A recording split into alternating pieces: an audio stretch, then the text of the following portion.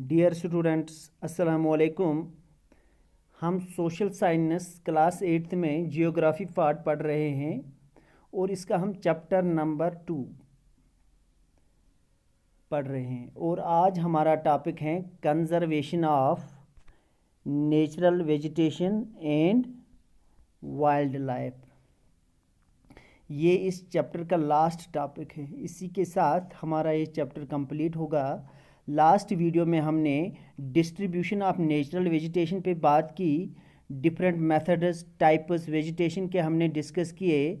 अब हम आज के टॉपिक पे आएंगे conservation of natural vegetation and wild life, यानी कैसे हम नेचुरल वेजिटेशन और वाइल्ड लाइफ को कंजर्व कर सकते हैं, बचा सकते हैं। क्या वजह है ये रिसोर्सेज रोज़ बरोज़ ख़त्म होते जा रहे हैं, कम होते जा रहे हैं, ये हम आज डिस्कस करेंगे। Forests are our wealth, plants give shelter to the animals and together they maintain ecosystem. जंगलात की बात करते हैं तो ये हमारा कीमती सरमाया है, इनसे हमें बेशुमार फ़ायदे मिलते हैं। हमें ही नहीं बल्कि जो जंगली जानवर जंगलों में रहते हैं उन्हें ये फॉरेस्ट क्या शेल्टर फराहम करते हैं और साथ साथ ये इकोसिस्टम को भी मेंटेन करते हैं, यानी प्लांट्स एनिमल्स इकोसिस्टम को मेंटेन करते रखते हैं। Changes of climate and human interference can cause the loss of natural habitats for the plants and animals. Climate, आब व हवा का चेंज होना और ह्यूमन इंटरफेरेंस, इससे क्या होता है, नेचुरल हैबिटेट का लॉस होता है, प्लांट्स और एनिमल्स का नुकसान होता है। जैसे कि कुछ स्पेशीज़ जानवरों की ऐसी है जो एंडेंजर्ड होती जा रही है। एंडेंजर्ड मीन्स खतरे में है या फिर ख़त्म होती जा रही है। Deforestation, soil erosion, construction activities, forest fires, tsunami and landslides are some of the human and natural factors which accelerate the process of extinction of these resources. Deforestation यानी जंगलों का कटाव, soil halogen, constructional activities, forest fire, tsunami और जो land slides होती हैं से इन resources का एक्सटेंशन हो रहा है, यानी ये ख़त्म होती जा रही है। One of the major concerns is the poaching which result in A sharp decline in the number of particular species. सबसे बड़ा लम्हाई फिक्रिया ये है कि जंगली जानवरों, बहुत सारे जानवरों का गैर कानूनी शिकार किया जाता है, पोचिंग की जाती है। पोचिंग मीन्स इलीगली हंट किया जाता है, यानी गैर कानूनी तौर पे बहुत सारे जानवरों का शिकार किया जाता है। इससे क्या होता है, कुछ जंगली जानवरों की तादाद बहुत कम हुई है, यानी बिल्कुल ख़त्म होने पे है। sharp decline in the number of a particular species. The animals are poached for collection and illegal trade of hides, skins, nails, teeth, horns as well as feathers.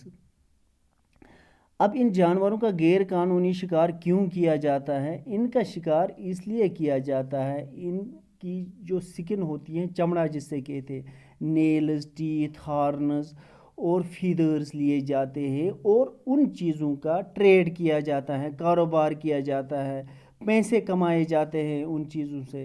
पैसे कमाने के लिए ये चीज़ें इनसे ली जाती है, इनका इलीगली क्या शिकार किया जाता है। अब किन जानवरों को पोच यानी शिकार किया जाता है? ज़्यादातर इसमें होते हैं टाइगर होता है, lion, elephant, dear, black buck, crocodile, रेनोसोरस, इन जानवरों का ज़्यादा शिकार किया जाता है। इसमें लिपर्ड होता है, ऑस्ट्रिच, पीकॉक वगैरह। These can be preserved by increasing awareness. اب اگر ان جانوروں کو غیر قانونی شکار سے بچانا ہے تو ان کے بارے میں کچھ سٹیپس تو اٹھانے ہوں گے. اویئرنیس کو بڑھانا ہوگا، یعنی لوگوں کو سمجھانا ہوگا، انہیں اس کے بارے میں اویئر کرنا ہوگا کہ ہمیں جنگلی جانوروں کو نہیں مارنا چاہیے بلکہ انہیں کنزرو کرنا چاہیے. گورنمنٹ بھی اس پہ بہت کام کر رہی ہیں. گورنمنٹ نے بھی بہت سارے سٹیپس اٹھائے ہیں. کون کون سی سٹیپس گورنمنٹ نے ان کنزرویشن ان جانوروں کی کنزرویشن کے لیے اٹھائے ہیں؟ National parks, wild life sanctuaries, biosphere reserves are made to protect our natural vegetation and wild life.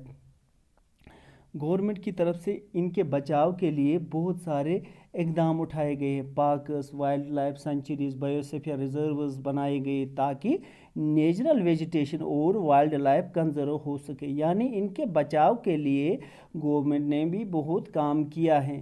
Leaks, wait land جو یہ آبی پناہ گاہیں ہیں، ان کی حفاظت کے لیے بھی گورنمنٹ نے بہت سارے سٹیپس اٹھائے ہیں تاکہ جو جانور ان آبی پناہ گاہوں میں، ان ویٹ لینڈس میں رہتے ہیں، انہیں کسی قسم کا نقصان نہ پہنچے. Human activities in several parts of world have disturbed the natural habitats.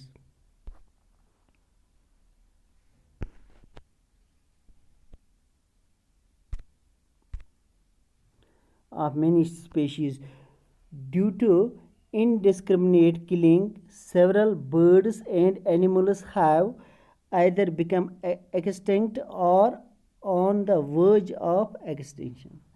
Human activities کے انٹرفیئر سے پورے ورلڈ میں جو یہ نیچرل ہیبیٹیٹ ہے یہ ڈسٹرب ہوئی ہے. جیسے کہ پوچنگ، ٹریڈنگ ان جانوروں کی ہو رہی ہے. اب ہمیں کیا کرنا چاہیے؟ ہمیں انہیں روکنا چاہیے. اب اگر یہ ہیومن ایکٹیویٹیز بڑھتی گئی تو اس سے کیا ہوگا؟ نیچرل ہیبیٹیٹ ڈسٹرب ہو جائیں گے. Due to indiscriminate killing, several birds and animals have either become extinct or on the verge of extinction. یعنی لگاتار جو ان جانوروں کی، جو ان برڈز کی کلنگ ہو رہی ہے، اس سے بہت سارے جانوروں کی تعداد کم ہوگی یا بہت سارے جانور نایاب ہو جائیں گے. کچھ جانور تو نہ ہونے کے برابر رہ گئے، یعنی ختم ہی ہو گئے ہیں، کیونکہ غیر قانونی طور پہ اللیگلی ان جانوروں کا شکار آئے روز کیا جاتا ہے. اب جو یہ جنگلی جانور، برڈز، جن کی تعداد روز بروز کم ہوتی جا رہی ہے، اس کو روکنے کے لیے کچھ نہ کچھ تو کرنا ہی پڑے گا. کیا کر سکتے ہیں؟ Awareness programmes like social forestry